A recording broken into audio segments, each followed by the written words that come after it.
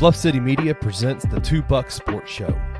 Stepping up to the microphone are your hosts, Drew Gann and Rusty Witten. Now, let's get to the show. What is up, everybody? It is back, your Thursday edition of the Two Buck Sports Show, live on your lunch break, talking all things Memphis Grizzlies, with a surprise ending today. My co-host here in his attire is giving away some of it. More of that to come later. But Uncle Buck, how are you today, sir? Good. To quote the great Kid Rock in PG terms, I ain't seen the sunshine in 3 whole days. It is dreary. It is cold. It has done nothing but drizzle for it feels like 72 hours. I mean, and it's not even rain. It's just, just misted and just nasty for like 72 hours now. It's the worst. I kind of understand why people in the Pacific Northwest don't typically have good attitudes. I mean, Memphis has been nothing but rain clouds and puddles and just grossness for the last few days. My dog won't even go in the backyard because there's too many puddles. It's too squishy for her little princess feet. AKA Wild Thing. That's solid. That's right. That's solid. Yeah. It's much better than the one you gave me this morning. No, I loved it. I'm renaming that. Instead of Stump Drew, it's just going to be called Stumpy from now on. I'm working on a graphic as we speak for that. But thanks for tuning in. If you're here this morning, Daily Grind, thanks for hanging out with us. You are now with the Two Bucks in our regularly scheduled programming. And on Tuesdays and Thursdays, we always start the show off with a little tomfoolery. Today's will be a little bit different, but let's get at it. Oh, hit the wrong one. As I cue it up, We are live. We are live, and we're driving a spaceship as two rednecks from North Mississippi. So now let's get into it.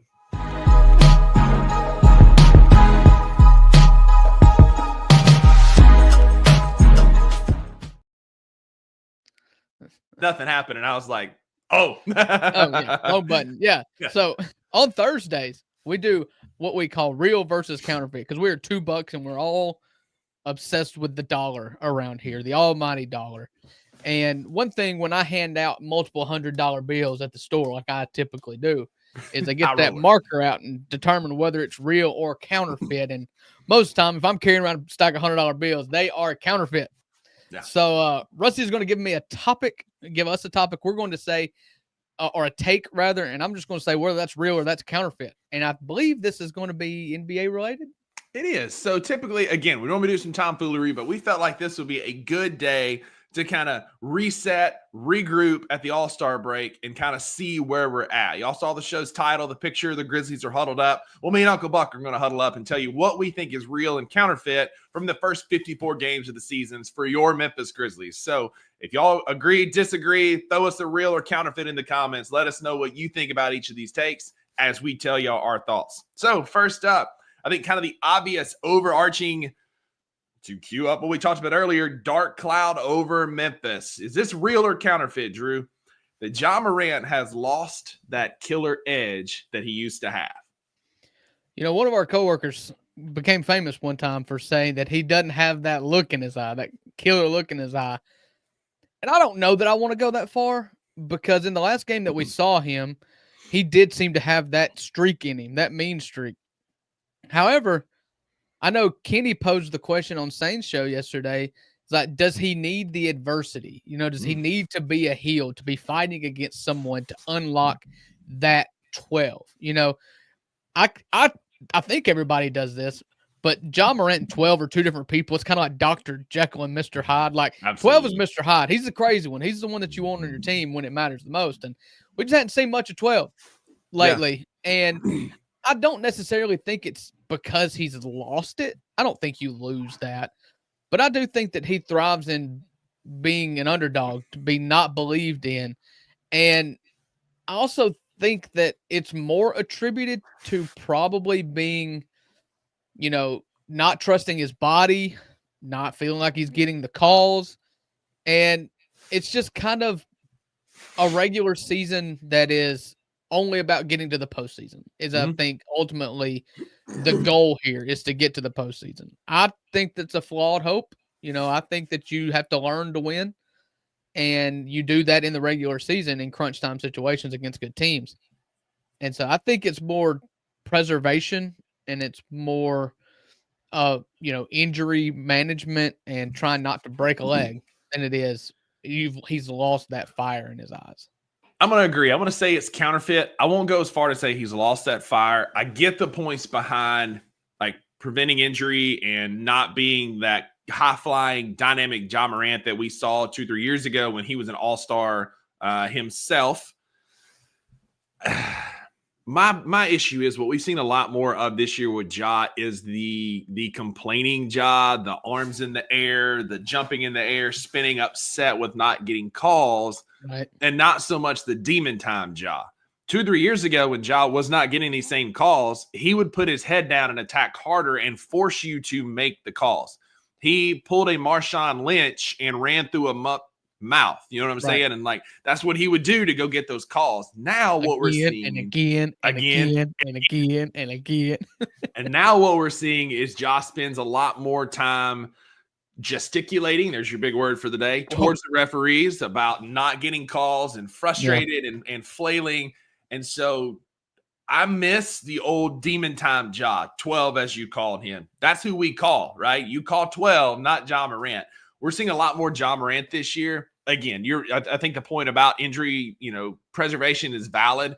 I mean, the guy's got to, I can't imagine being a high-level athlete like that and have your body failing like it has been for him. That's a huge, and he's been open about his mental health struggles in the past, so I know that's probably in his mind. But what I need to see Ja be able to take over some games now to get to the playoffs. Like, Wayno's right. Like Jimmy Butler and a handful of players are those guys that can coast to the playoffs. Ja Morant's not one of them. Ja Morant to me is a guy that needs reps. He's a rhythm running back that needs reps and get his head down and do what he needs to do. I think he's just in a slump. I do think he's going to snap out of it. I think he's going to come back with a new fire. Hopefully he sees this show and we get called out like DG did in the post-game interview. But Ja, we want demon time Ja back, man. It's there. We've seen it in glimpses this year, but I want to see him put his head down and go to work. Yeah, I tend to agree. I don't think he's lost it. I think he's frustrated. He's in a rut, and he's an emotional guy, and things have not been going his way. And so I hope that over this 6-day break, they don't play another game till a week from today. And so I'm hoping over the 6-7 day break that he can recharge, get with family, and get with the folks that will speak some truth to him. And sometimes that truth is hard to hear, but he needs to hear it. Agreed. And so, so Ja Morant. Next up, real or counterfeit? Teams have figured out the Jaren Jackson Jr. puzzle after 2 struggle games leading up to the All-Star break where he scored 17 and 13. Marcus brings up a great point here. Ja did change when he said, I'm not dunking anymore. That was definitely a marked change in Ja Morant. But we were seeing it. That was the first time he said that there was an actual change in mindset, though. We were seeing it all season. But teams have figured out the Jaren Jackson Jr. puzzle. He was cooking people for a long time. We've played 2 teams back-to-back, the Suns and the Clippers, that limited his ability to impact the game. Real or counterfeit, teams have figured out the puzzle. Counterfeit. He's just got too many weapons. And, you just go look at an 82-game season from name your all-star, and you're going to see slumps. I mean, it is just basketball. You're going to run up against bad matchups. I know against the Clippers last night, I fell asleep at halftime and didn't bother to watch the second or halfway through the third quarter, didn't bother to turn it back on this morning to see what happened. But Jaren was in foul trouble. And if he's going to get in foul trouble, then you're just going to have to excel in the minutes that you were in. And Zubac is just a lot. And so I don't think that Jaren Jackson Jr. has been figured out yet.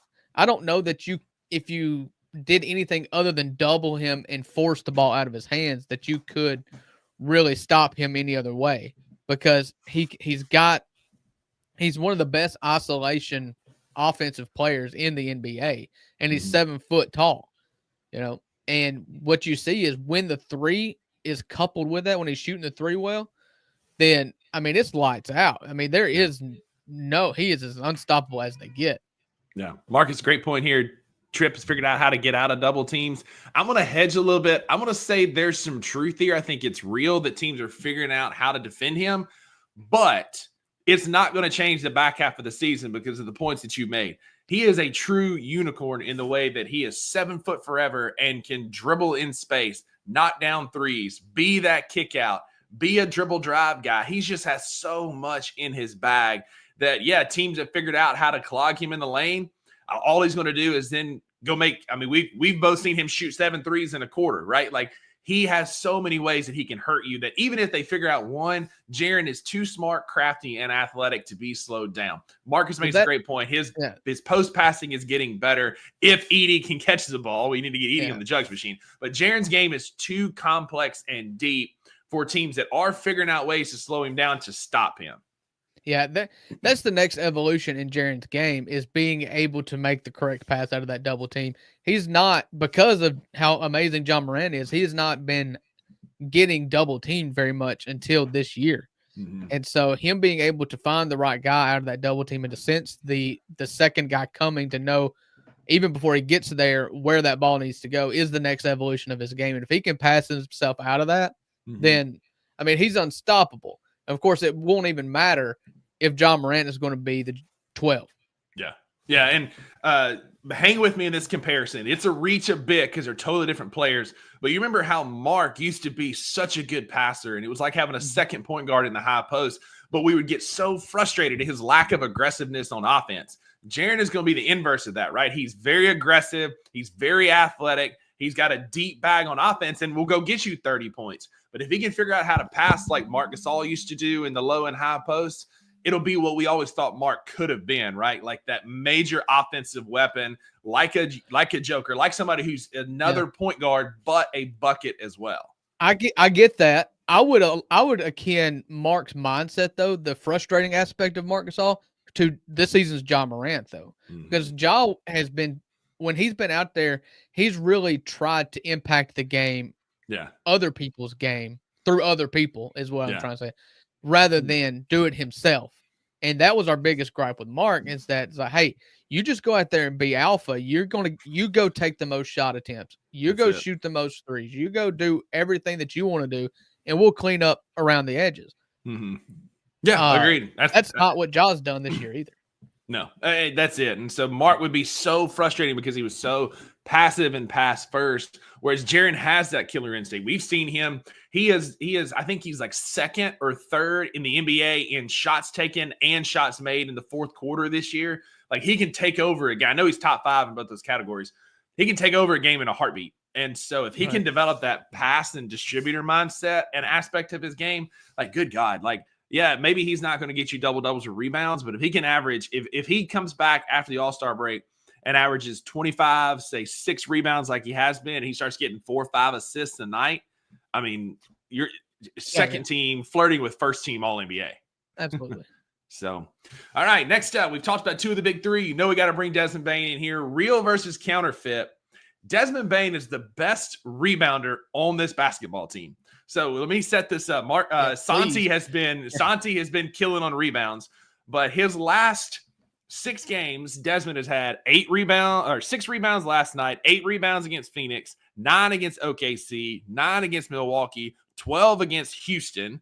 He had 3 against the Knicks, 9 against the Jazz, 8 against the Hornets, 6 against Minnesota. Like, as a 2 guard who has been on the trade block with a lot of fans this year, Desmond has been doing a lot of little things well. His defense is better, and clearly he's rebounding the ball at the high level, which, if you can do that from a 2-guard standpoint, it means one of 2 things.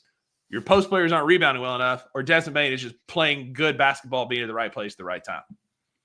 Listen, you definitely don't need him to be a 0. He's not the best rebounder on this team, and if he is, then we have a rebounding problem. Just plain and simple.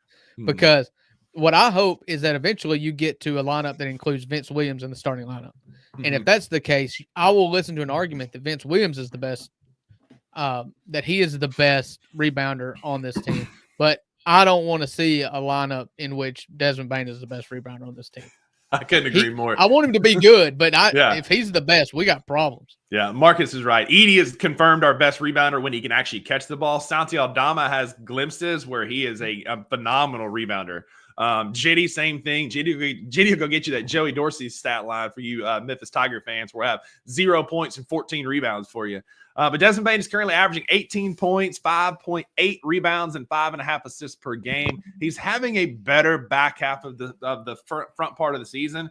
We were all worried about his shot and his ability to create and get what he needed to then all he did was just average 22 points throughout the month of December and 24 in the month of January. And it has just been 22 in December and 21 in January. Absolutely cooking for this team and playing better basketball. So, yeah, I mean, he's been rebounding better. It's more tongue-in-cheek to give Desmond his props for being a better all-around basketball player as the season progressed. He was good last night in that Clippers game. He really found his shot, and he was looking for his shot, particularly from three, which has been my biggest gripe on Dez this year, is that I don't feel like he takes enough threes. You know, this new communist offense has got him cutting and kicking a lot, and whereas that is not necessarily a bad thing when he doesn't dribble it off of his foot, I would still rather have him shooting threes, whether it be off the dribble, off a screen, pin down, set, catch and shoot, whatever. I just want him shooting the ball from beyond the curved line. Yeah. So he shot 11 last night. He was 6 for 11 last night, and I'll take that. Luke Kennard, if you're watching, try that. Shoot more. Yeah, Luke Kennard he's not playable, really. I'm not saying that he hasn't improved his game. Oh, hold Luke, because he's coming up next. Okay. That was a tease. So Desmond playing better basketball. Counterfeit, he's not our best rebounder, but that's just to give him flowers for what he's doing. Yeah. Luke Kennard is absolutely unplayable right now. Real versus counterfeit. Yeah, I feel like this is Jeopardy. You gave me the answer, and I'm going to give you the question. I'm not going to say he's unplayable, but he's unplayable when Ja's healthy, because he's just made himself, or the offense, or Taylor, I don't know if this is the game plan or what, but he's made himself redundant by creating himself into a less good version of Ja. You know, it's just like why are we initiating offense, and why is he coming off of high pick and rolls and trying to get into the lane and find the shooter? He's supposed to be the shooter. Like, this is not that hard. You know, basketball is a game that is, when it's played at its best, it's like jazz. You know, there's people popping around and there's a flow and there's, you know, it's poetic, but it's really simple in the fact that if you've got the best NBA, the second best player in the history of the NBA when it comes to field 3-point percentage, have him shoot threes. Don't let him get into the lane. Like that's just malpractice, in my opinion. And I don't know if it's him. And he's done a fine job. He's well above what I thought his capabilities were as a facilitator. That is something he's added to his bag this year. But it has subtracted from his attempts from behind the 3-point line, which is what he does best. I mean, that's it. You're second all time in the NBA in 3-point percentage all time. And what's annoying is it's almost, and I doubt this is it, I know that, but it almost feels like he's trying to protect that percentage. It only takes high percentage threes when he knows he's going to make them. Last night he was 2 for 3, but it is absolutely malpractice, great word, for him to only take 3-point attempts in a game when you don't have Ja Morant, especially when you don't have one of your elite scorers. Luke needs to be shooting 6 or 7 threes. Wayno's right. Yeah. He's only unplayable when he doesn't shoot the ball because he has facilitated better. He's gotten in the lane some. He's been a serviceable backup point guard when Pip has had his struggles. I'm telling you right now, he's likely going to be the backup point guard more in the playoffs than Scottie Pippen Jr. But I need him to shoot, man. Like, I'm tired of these, like, he'll tease us, right? We had that, like, 4-game span where he was nuke all over again, right? Where he had, like, 22 and 24. Yeah, he had one night, he had 24 points on, and he made, like, 5 or 6 threes. Like, that's what we need. And so until he steps up and beat it, is that, I think his minutes need to be limited. Like, if I'm Taylor, if I'm coaching this team, and Luke goes out there and he plays 5-6 minutes and has not attempted a 3, then I'm going to park him on the other side of Yuki and let him sit down there and think about what he's done.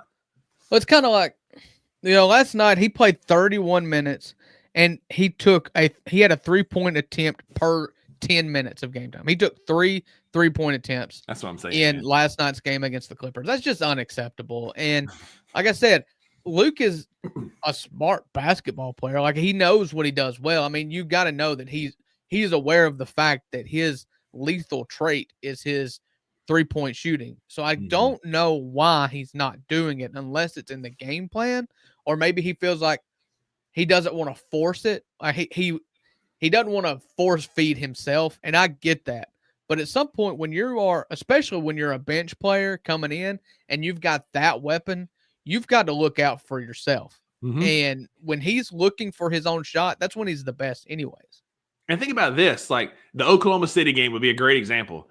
If Luke can step up and be that 3-point threat, shooting 7-8 threes a night, he will keep defenses honest for guys like John Morant to drive because you'll have that kick out threat. He's just not being that right now. He's not clearing the lane for Edie or Jaren. Like he could be such a weapon to keep teams honest, but when you're shooting 1 3-point attempt every 10 minutes, that's not going to keep anybody honest. And so Luke's role in this team is that kick out option off a pick and roll 3. But like he could really help space the floor better for us, for our guys who make a living in the lane. He's just not doing that right now. Well, and I would just rather see Scottie Pippen if Luke Kennard is not going to shoot. Agreed. Because his defense is better. Because Luke is a revolving door on defense. He is not going to defend anybody. And Pip is at least pesky, but he's just not good. Luke, I respect Luke's effort on defense. He just doesn't get as many hands on balls as Scottie does. Awesome. And and so yeah, I don't know where I was going with that. Oh, I think that you give Luke Kennard kind of the treatment that I said you should give Jay Huff. If you don't make your first shot, you just go on the bench. That's what I'm saying. If Luke Kennard's not going to shoot in the first 4 times down the court, like, okay, your mind ain't right, son. You're going to go sit over there. That was my point a minute ago. Like, if J Huff doesn't make his, you bench it. If Luke doesn't attempt him, you bench him. Like, Luke's at least got to shoot. As many as you want. Take them. I mean, that's it. Like, you will never, ever hear me get on here and complain. Now, I'll be upset if he goes 0 for 7 or 1 for 8, but I'll never complain about him taking 8 3-pointers in the game. Not one time will I ever complain about that. So, Luke, you're watching, shoot the dang ball. This is pretty much it. If he's on the court, you got a green light. I mean, it's that simple. That's shoot offensive basketball. Ball. I mean, that's it. You're an offensive weapon. Go shoot the basketball, sir. It's like having Lamar Jackson and asking him to just hand it off run to the Henry. I formation. Like, that's it. It just doesn't make a lot of sense. It really doesn't. It truly doesn't. All right, last couple real versus counterfeit. Let's do one more. Vince Williams Jr. will be your playoff starting 3. Real. And I don't even know that you make it to the playoffs before you make the move. I'm just so in on Vince Williams Jr. because of the effect that he has on the rest of the team. He is the player that it jumps out how hard he plays. Yeah. And it's what Dylan Brooks elevated the team. Now he also on the offensive end was a bigger negative than he was on the defensive end, a positive, but he is just, he raises everyone's effort level. Taylor Jenkins calls care factor. There's no one on that team that cares on the defensive end as much as Vince Williams does. And he raises the collective effort of the team. And he's not a negative offensively. Does he have as good of a shot as Jalen Wells? No. Does he have as good of a bag as Jalen Wells? No. On the offensive end. But when you're starting Ja and Jaren and Desmond, I'm not necessarily looking for that number 3, that 3 position to be someone that's an offensive weapon as much as I am like, okay, it's the playoffs and somebody's got to guard Ant. Like, let's go. Let's put Vince on him. I mean, he's going to give you those Tony Allen minutes, right? Like, he can get you some buckets. We saw Vince last year hit 4 threes in a game and go for 20, 21 points. But his role on this team is not going to be in the stat sheet, just like Tony Allen. It's going to be being pesky, being that energy guy off the bench, a la JaMychal Green, where he is out there grinding and hustling and batting away passes. And he's not going to get it. He may not get all the steal numbers, but they need to track deflected passes and things because that's what he does. You talk about people getting hands on balls. It's Vince Williams Jr. He is the one that gets in lanes and is going to be chaotic. Like, he's the crazy and the chaos we need. And Marcus is right. Jalen has kind of hit that rookie wall, and it's time for Vince to step in. Jalen's still going to be great. I'm not switching up on him. I love Jalen. I've been high on Jalen since the draft. He's going to be awesome. But I'm taking a victory lap here because I've been saying all year long the thing this team misses is Vince Williams Jr. And in his handful of minutes he's played, we have been infinitely better with him. Yeah, you could tell me that I'll buy that Jalen Wells may have a higher ceiling than Vince Williams Jr. just because of offensive basketball and the way that the NBA is. But I would say right now, given the fact that you don't really have a dog on the court most of the time, Vince Williams Jr. needs to be there if for no other reason. He's the reason you loved the idea of Marcus Smart. For sure. It's the intangibles on the defensive end. It's the hustle. It's the contagious nature in which he plays basketball. That's it. It's just chaotic basketball, and chaotic basketball leads to winning basketball if you're the team creating chaos. So Vince is our agent of chaos and our crazy that we've been missing all year. No doubt about it. All right. That's a real versus counterfeit segment for today. Thanks for hanging, talking Grizzlies with us. This is going to be a bit redundant because on the other side, we're going to be talking more Grizzlies.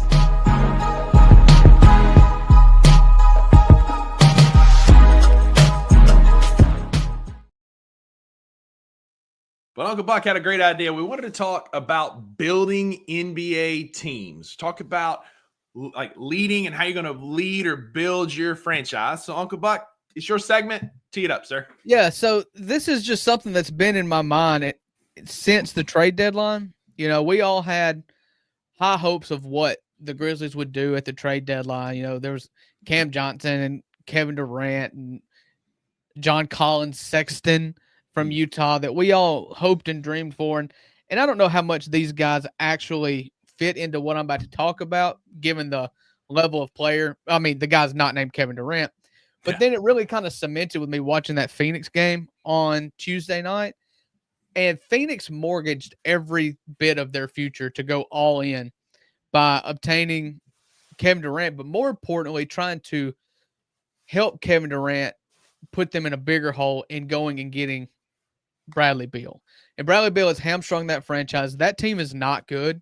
Kevin Durant had an historic night. He hit the 30,000 point milestone against the Grizzlies Tuesday night. He has just been absolutely incredible. And he was that night too, but it didn't matter because the rest of their team sucked. Mm-hmm. And Bradley Beal didn't even play. So my point and my kind of thought exercise is, for fans, I feel like we get wrapped up in the next superstar that comes here, that we do not do a good enough job appreciating the level of success that we have right now. Mm-hmm. So the Grizzlies right now are 36-18. They've won two times as many games as they have lost. 3 out of the last 4 years, if the standings hold this year, 3 out of the last 4 years, you have been a 2 seed. You've gotten 1 playoff series win, and you've gotten beat in 2 playoff series in which you lost Ja Morant's health.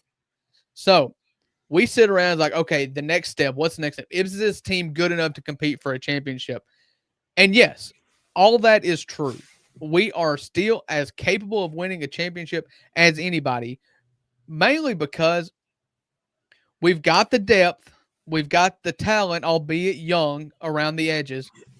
But when it comes to the playoffs, how many times do you look at the teams that end up in the finals and realize that, you know, Miami wouldn't be in the finals if Giannis Antetokounmpo doesn't get hurt? Or injuries.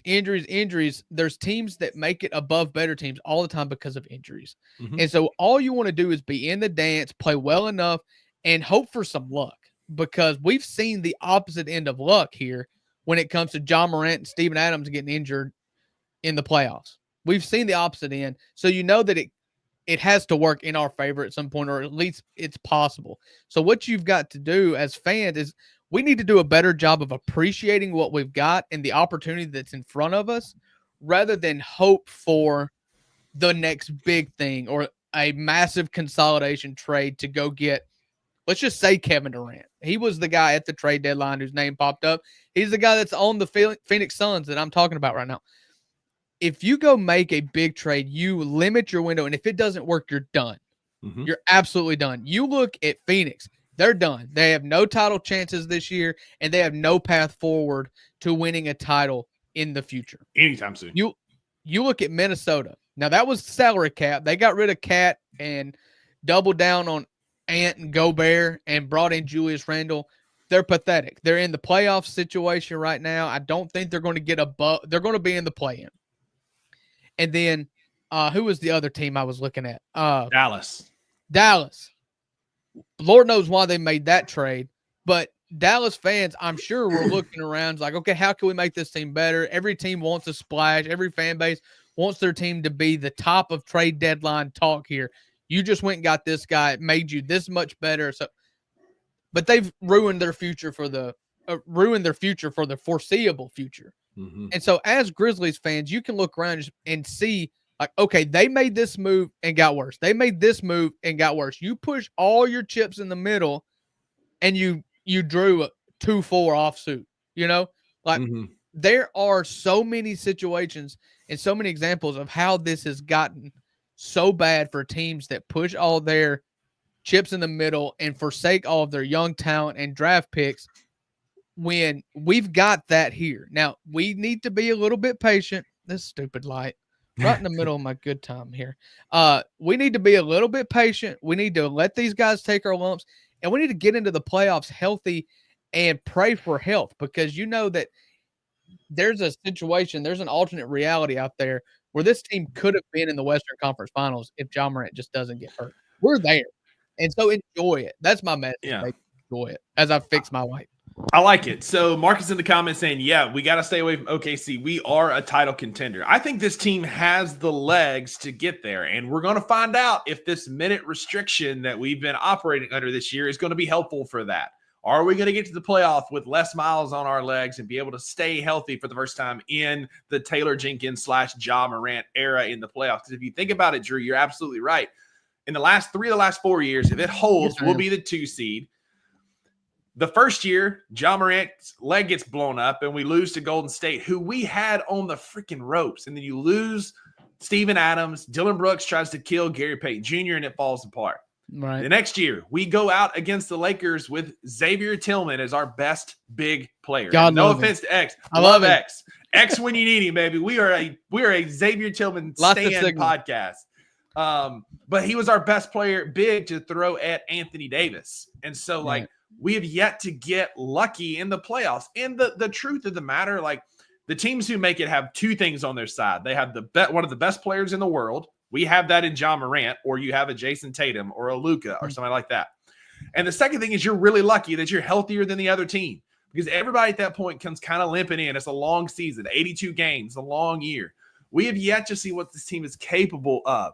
So I'm not going to sit here and say, like, I was on the Cam Johnson bandwagon because I thought he made us better for a long term. It wasn't the splash to win now.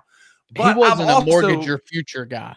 Right. That's why I was about to say, I've also been on the team of, we don't know what this team truly looks like when healthy and gelled. And we have an opportunity to do that coming back. We've got Gigi. We've got Vince. We've got everybody's back. Knock on wood, T's and P's. Ja and Vince's knees are just sore and they needed a little extra rest, which you knew Vince wasn't going to play on a back-to-back. But, if these guys could get and stay healthy and gel over the back half of the season, we're going to get into this playoff picture here in just a moment. But, there is a chance, like a real chance, that with this core and everybody is saying fire climbing and all this crazy crap on the timeline, like, we could be the healthiest team heading into the playoffs. And that goes a long way with the chemistry that Marcus, thanks for being here, brother. Like, you're in the comments, come back anytime, like, solid stuff. But we have the team chemistry, a ton of young talent. We have the benefit of having, most teams have their big 3. I think we have 2 big 3. We've got the Grizz Next Gen, GNG, and then it's been dubbed in the comments, the gang, the Grizz After Next Gen. So we've got Ja, Jaren, and Desmond, and then you've got Gigi, Vince, and then say Edie / Jalen. So, we've got 2 good cores. Be patient and see, look what happens, man. Just be patient, get healthy. Does that comment thing, we are a small market team, and the ESPNs and CBSs and TNTs, they focus on the big market teams. The big market teams make the big trades. The big market teams sign the big contract. The free market. Hang on. Hit the trade alarm. We got breaking news. Just kidding. Don't hit it. It's not a trade. We've got breaking news. The Memphis Grizzlies and the Cleveland Cavaliers game has been flexed to ESPN at 6 p.m. on February 23rd. We got a nationally televised game, man. That's huge. It's breaking news, man. I was expecting, I don't know. I thought you were about to say that the Luka Doncic trade got rescinded or something. No, you were talking about awkward. No, you went too big for scheduling news. I just keep you on your toes. The best part about that is the first game back from the All-Star break next Wednesday, the Hornets go to the Lakers. Oh, yeah. But anyway. My point being, before I was rudely interrupted for broadcasting news, it's more important for us in a small market to nail the draft. You look at these guys, we haven't obtained anybody that matters. Mhm. Everybody that plays on this team is through the draft or signed out of free agency or the G League. Like, that is a feather in Zach Kleiman's cap, because we have not even been able to trade for anybody that they don't even have a say in the matter where they get traded or not. And they still say in the media that they don't want to come to Memphis. Like, it's a slight, but it's a reality at this point. You've got to build this team through the draft. And we are on a Miami type beat. Like, we are up there with Miami with some of the best developmental teams in the league. And that's slept on because, like, it's so like you can tell these new Grizzlies fans, because they didn't sludge through the early years when Hubie brought the team here. They didn't sludge through the time, like, as the grit and grind was transitioning into Grizz next gen. And right before grit and grind, it was ugly basketball. It sucked. Wallace was a terrible GM. He made some good decisions, but he made some really, really bad ones. So y'all don't know how good you have it, man. Enjoy this young core being so good. Yeah, don't compare us to Miami, really, if you're going to come to, like, GM jobs, because Miami isn't top 3 destination for free agents too. I mean, it's fair, but they also develop their players. If you want to be good, like, if you want to, like, who to look at to model a team when it comes to draft success that turns into NBA championships, it's Golden State. Nobody wants to go play in Sacramento or Oakland, but Golden State hit with Clay and Steph and Draymond, and then they got the guys in free agency or trades around the edges, like Barbosa or Iguodala. And then once they won a couple, then they went and got Kevin Durant. Yeah. You know, I mean, it takes some clout. And Marcus is here for Stromile Swift. My first ever NBA jersey was a reversible Bryant Reeves Big 50, big country from the Vancouver days. So I've been a day one. And Drew's right. Like, you have to have some clout to go get somebody. And if we can get honestly, if we get to second round Western Conference Finals, let's say this year, and we run into OKC or whatever happens, we don't make the finals, that's going to make you that much more alluring in the offseason for guys like Cam Johnson. You can go get him a little bit cheaper. Maybe that's the time you get a guy like Kevin Durant. Not saying this is what I want or need, because I do not want to hedge the farm no matter what happens. I don't want to give up our young core and what we have. But that's maybe you get a guy like that for that missing piece. But you have to go win something before people are going to be like, oh, yeah, I will go to the smallest market in the league. And your superstar's got to have his head screwed on straight. John's going to have to be a superstar if you want to land a big time superstar to go beside him, because he is the franchise. He is. And so he's got to be the franchise to get other people to buy in. This is such a good point, Wayno. We are at a very much like we're at a chasm, right? Like, it's a big shift coming. You know, the old guard of LeBron, KD, Steph, Jimmy Butler, these guys are Paul George or kind of Embiid. You know, he's fine. He's never won anything, but they start fading in the backlight. And so new young stars are going to be stepping out. Jaren picked a hell of a time to have a career year, because he's going to be very marketable. The NBA is already using him for MLK Day and some of the other civil rights movements and political ads. Like, Jaren is a very marketable guy. Ja can be that. You got some other young stars coming up. And if he can ever get his head screwed on right, you got Wemby, you got guys that are taking that torch, and it's time for them to take over. And we're at a perfect time for our core to stand out as one of the best young cores in the league. Yeah. I'm with Marcus here. I want to keep the guys and kind of tinker around the edges. That's it. Get Jitty off my basketball team as we tinker around the edges. But all right, what we got looking forward to after the All-Star break? Yes, sir. So the NBA playoffs are looming. So we have played 54 basketball games. Just to kind of set the stage a little bit, we have played 54 basketball games. The Memphis Grizzlies are sitting at 38-16. We have 28 games left, 14 home, 14 away. We have against teams that are plus 500. We have 15 remaining games. We have 17 remaining games against the Western Conference. We've got our work cut out for us. We talked about it this morning on the Daily Grind. We come back to a buzzsaw where we play several really good teams throughout the rest of the month of February. Playoff type teams. We got the Suns again, but we also get to play the Cavaliers. We get to play the Magic. We get to play the Pacers in our first game back. And then we close out the month with a revenge game that me and Maggie will be at when the Knicks come to town on the 28th. So, Drew, I thought it'd be fun to do a little exercise. We posted, if you go to our social media, I'll throw the banner back up there, the number 2 Bucks _ BCM on all your platforms. Check us out on Twitter, Instagram. If you go to our Instagram page, give us a follow. But you'll see our playoff predictions that we did at the start of the year. So I thought we'd go ahead and take the teams that are set right now, if the season ended today, of how the playoff picture would look. So right now, if the season ended today, we've got Oklahoma City as the 1 seed.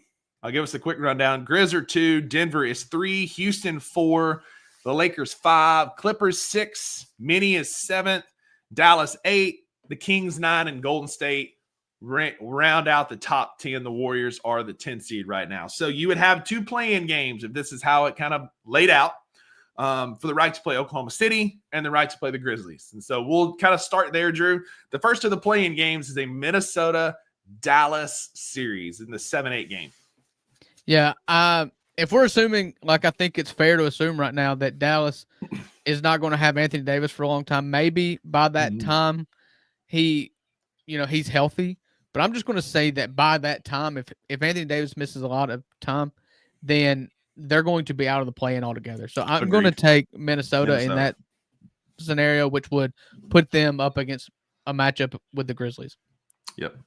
So we got Minnesota advancing. I agree 100%. Like AD is not, he's likely done for the rest of the year, like Uncle Buck's ring light that he got. So I agree. Minnie's going to come out of that one. So I'll take the next. We got the Kings and Golden State in the 9-10 game. Look, I like what Sacramento's done. I think Zach LaVine on that team is a sneaky good pickup. They also got 3 first-round picks. They've got like mid-range assassins now in LaVine and DeMar DeRozan. I can see them maybe sneaking up a little higher, but given this matchup, I mean, you got to go with the team that's been there. You got playoff Jimmy, you got Steph. Even if it's Steph at 65, 70%, it's still one of the best shooters of all time. What we want Luke Kennard to be, just a three-point line threat. I'm taking Golden State, which would put them in a first-round matchup with the Oklahoma City Thunder. Uh-oh, I think you're muted, brother. Mike's still turned off.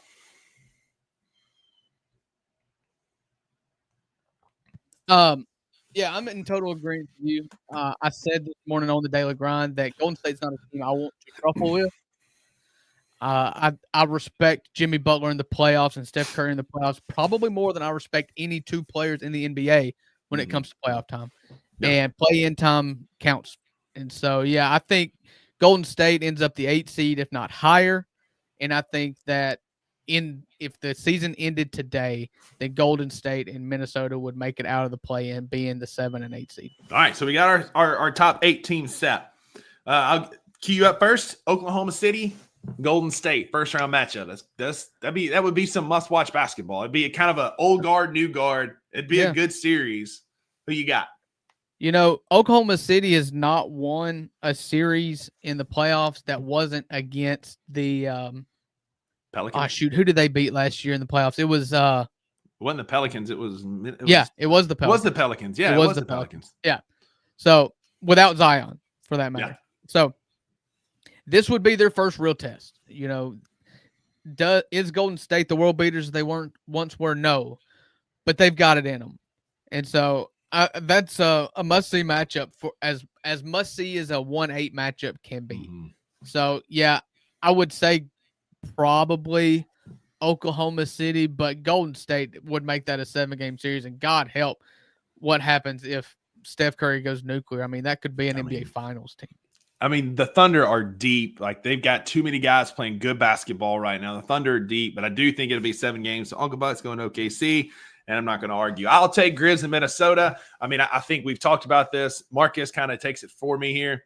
We own Minnesota. Yeah. I think that's a 5-6 game series. We match up well. Jaren absolutely sees red anytime he plays Rudy Gobert. Ja owns Ant. Like we just we're athletic, we're long, we're pesky, and that team is heading towards a total destruction. Julius Randle is so bad. Ant hasn't been what they thought he was going to be. We own Minnesota, like Marcus said. Grizz in 6. If I got to handpick my team out of the top 10 in the standings right now, it would be Minnesota. Oh, yeah. Just because absolutely. Julius Randle is a nothing, and he's going to play. Yeah. And he's just ruined their whole team. Yep. All right, next up, you've got Denver and the Los Angeles Clippers. Denver, one of the lighter, like the not as deep teams in the league, but they have the best player in the league. I don't care what they say. They're trying to make it SGA. It's Jokic. Yeah. It's not close. No, it is. It is. And I'm going to go with the superstar. I'm going to go with Jokic, although I am pretty impressed with the Clippers, especially how they are defensively. Just like everything else, it all depends on the health of your superstar, and I'd hate to be the guy that bets on the health of Kawhi Leonard. Yeah. So that is the downside here. But if I'm just going to go with Denver for that reason. I don't really bank on Kawhi, and Jokic is the best player in the country. I mean, he's averaging a triple-double. He's the best player in the league. I do think they'll walk the dog with the Clippers, and Denver Murray wins out went for pretty easy. 50 last night. Of course, yeah. All-Star game coming up. He went nuclear, but cool, of course.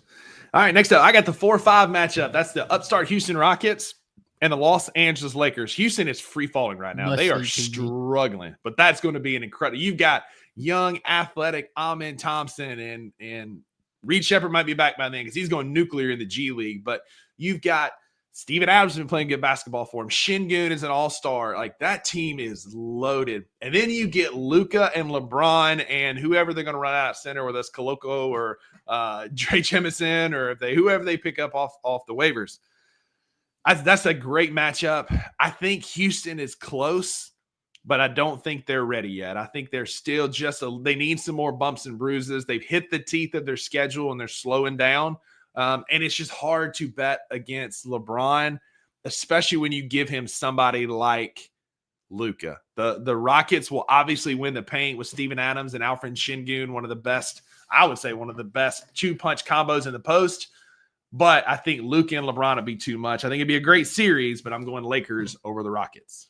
Yeah, I'm interested to see how Houston corrects the ship here because they've been without Fred VanVleet for 6 whole games and most of the 7th game. And in those 7 games, they lost to Brooklyn, they lost to the Knicks, they lost to Brooklyn again, they lost to Minnesota, they lost to Dallas. So they need Fred VanVleet back. And if you can get Fred VanVleet back after the All-Star break, Jabari Smith is getting close to a return. And so I like them. If I'm Houston, the last team I want to see is the Lakers that just have postseason depth all up and down the roster there. When you've got Luka and LeBron on a team, when it comes postseason, like, I don't want any part of them. And I know it doesn't matter who's playing center. Because it don't matter who's playing center because they're just going to do whatever they want to do. They're going to play at the pace that they want to play. And Houston's a team that needs to run. And I know this is the point of it, but like Luka and LeBron have played 2 games together? Like they're 1-1 against the Jazz. Exactly. They've got 28 games to figure out their stride and how to play together, and that's dangerous They'll for be teams fine. in the West, man. They may not be fine this year, but they're going to be good. They're going to be in the playoffs. They're going to be a hard out. But this move was, like I've said 1,000 times, this move was for 10 years down the road. So that would set up Oklahoma City and those same Lakers would be playing in the next round. Drew, what's your take? OKC or the Lakers? Shoot, that's hard. Because in my core, I don't want Oklahoma City. Like that, I have a hard time picking Oklahoma City. They are dynamic. They are daunting on defense. And what it comes down to, though, in the playoffs is, do you have the other guys with Shea? Is Jalen Williams going to show out? Is Kason Wallace? Is Chet? Can you count on any of them when life gets a little tough for Shea? Yeah. And so if life is going to get tough for Shea, though, who's going to be the one to make it tough? Is it, are they going to put LeBron on him? LeBron is an incredible playoff defender, but he's 41 years old. Can he hold up? I probably have Oklahoma City winning that matchup and going to the Western Conference Finals. I'm not going to argue. Again, at that point, like, that's where depth might be an issue. Again, LeBron James plays biggest when the lights are the brightest. And then you've got Luka, and Wayno's got a great point. That you combine Luka and the LA whistle, it's going to be disgusting. Yeah. The guy who complains about a whistle the second most to John Morant getting the best whistle, the best team whistle. Yeah. Good Lord. I mean, you've got two of the most unethical hoopers there, right? You got Luka and SGA. SGA is the same way. He shoots, gets 28 points and 14 number free throws. But I think the depth and athleticism, OKC, I agree. So then we've got a dream matchup for us. Like really, it's the Memphis Grizzlies and the Denver Nuggets in the next round. And I mean, I don't know that could have worked out a whole lot better for us unless we got Minnesota and Sacramento by some it's happenstance. But this is a great matchup, right? We've always matched it well with the Nuggets. They have that playoff and championship pedigree and experience, but like, I mean, it's one of those things just like with KD the other night. Like you let Jokic do his thing and don't let anybody else beat you, and you can beat this team. Yeah. Jokic is one of those players, one of the few in the NBA that I would say that can will his team to victory without getting his shots. Like, I mean, how many times have you seen Jokic with a 20, 15, and 15 stat line? And you would say, oh, well, Jokic didn't kill us offensively, but he did. He accounted for at least 40 points. Yeah. And so if I were to lay out a scenario in which the Grizzlies get to the Western Conference Finals, this is about as good of a scenario as I could paint. Minnesota in the first round, Denver in the second round. So we're going to be homers and we're going to take the Grizzlies. I mean, I think absolutely. That's like, this is where the depth, man, Marcus is smart. Like this might be my burner account. Marcus Smart. I'm just about to say, this is where our depth would show off. This is where our young core would step in. No, I don't buy that. I don't buy depth in the playoffs. If we're going to beat either of these teams, any team in the playoffs, then it's going to have to be from our big three. It's just that again. simple. But there's going to be a game where Gigi's going to have to win us a game, or Jalen's going to have to make a big shot. Like there's going to be moments where young guys step up. Yes, we are only going to go as far as as our big three go, but we're going to have a moment from somebody else. I was trying to remember who was saying, and I want to say it was on maybe the TNT broadcast. Maybe it was Stan Van Gundy that said in the playoffs, a coach wins you one game, your stars wins you two, and your role players have got to win you the fourth. And so if that's true, Stan Van Gundy should know. So if that's true, then maybe the depth does get us across the finish line against Denver. I'll give you that, Marcus. I just think there's going to be that we're going to need that moment. And so we're going a little bit long today. Thanks for hanging with us. We'll wrap up, and that's where it goes. Oklahoma City and the Grizzlies. I feel like that's a collision course. That's where we're heading. Don't make me pick it.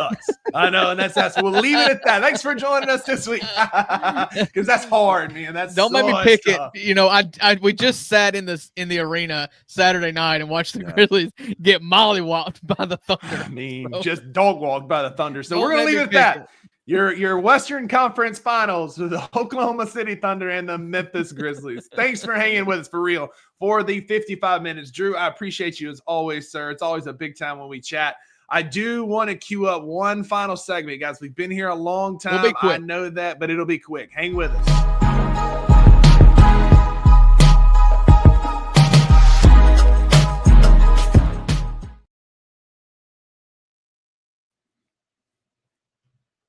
All right.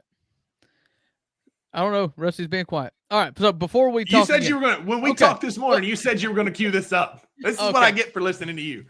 All right. Before we talk again, the Grizzlies don't play. We do have All-Star weekend. So you can watch the All-Star Saturday night, watch the All-Star game tournament on Sunday. I will be watching college baseball. College baseball starts up. If you're new to us, which a lot of you are, in the comments here, if you're new to us, I love Ole Miss. He loves Mississippi State, and both schools are kind of love college baseball. Put a high importance on college baseball, and both flagship teams are programs really good. And so, college baseball season starts this Friday, tomorrow, and it doesn't matter if Mississippi State they're playing some city in New York, but Ole Miss is going to Texas to Astros ballpark, and they're going to play Arizona, the University of Texas, and Clemson, three teams that are College World Series attendees every year. And so I'm excited for college baseball this weekend. This is what I'm looking forward to before we talk again. Rusty, you have anything this weekend that you're going to pay attention to? Yeah, Mississippi State does play Manhattan. Like it is what it is. It's a city in New York. City in New York. It is what it is, but it's college baseball's back, baby. It's the best time of the year. Be here Tuesday. Marcus, I was with you until you said those two words there, but that's fine. Y'all won't make it to Omaha anyway. We lost him. You lost us. That's it, Marcus. We were all in, man. We thought we're like one of us. One of us, but not no more. Not no more. He stays in the comments. He does not it. get an invite to the No group. mas. No mas. But yeah, college baseball's back. It's Valentine's Day. Maggie and I have our 1 year on Saturday. Super excited about celebrating that. So probably won't be paying attention to much other than escape rooms and dinner and having a good time. So yeah, man, college baseball's back. The Grizzlies are taking some time off and they need it. Hopefully it'll be what we need to right the ship. Thank y'all for being here and hanging with us. Be a friend to somebody who needs a friend. And remember, there are no refunds for what you heard today on the $2 Sports Show. That's right, because with the $2, you always get what you pay for. Go Rebs! Hail State, go Grizz. See y'all next week. Thank you for listening to the $2 Sports Show. If you enjoyed this episode, leave a rating and a review wherever you download your podcasts. Also, like and subscribe to Bluff City Media's YouTube page. For comprehensive coverage of all things Memphis sports, head over to www.bluffcitymedia.co and find out how you can become an insider. We will see you back here next